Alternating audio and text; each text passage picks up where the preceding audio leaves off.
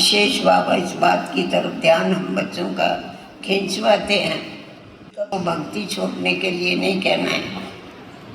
बाबा तो विकारों से छुड़ाने के लिए आता है, बाकी भक्ति छोड़ो ऐसा कहने की आवश्यकता नहीं है। ज्ञान समय है तो आप ही भक्ति छूट जाती है।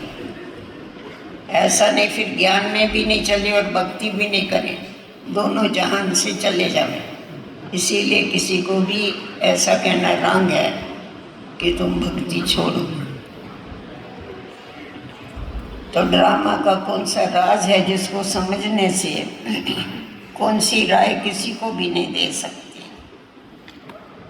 जो समझते हैं, इसका जवाब है, जो समझते हैं कि ड्रामा में जो कुछ पास्ट हो गया वो फिर से एक्यूरेट रिपीट होगा, उसमें ज़रा भी फर्क नहीं पड़ सकता। वो कभी भी किसी को भक्ति छोड़ने की राय नहीं देंगे। जिन्होंने ड्रामा को समझ लिया है वो कभी भी किसी को भक्ति छोड़ने की राय नहीं देंगे।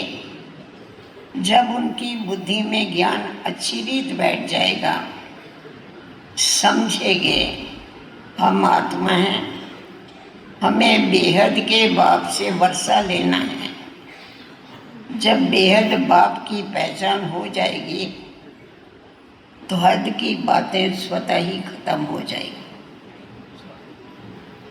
क्योंकि भक्ति है हद और ज्ञान है बेहद। ओम शांति।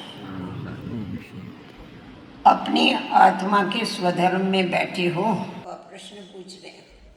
मुरली सुनने का जो तरीका है वो है आत्म अभिमानी होकर के पीछे बात से सुनना, क्योंकि बाबा आत्माओं से बात करते हैं, शरीरों से बात नहीं करते। तो जब आत्म अभिमानी हो के हमारे अंदर धारण हो सकते हैं। रूहानी बाप रूहानी बच्चों से पूछते हैं, क्योंकि ये तो बच्चे जानते हैं एक ही रूहानी बाप बेहद का बाप है जिसको रूह कहते हैं। सिर्फ उनको सुप्रीम कहा जाता है, सुप्रीम रूह या परम आत्मा कहते हैं।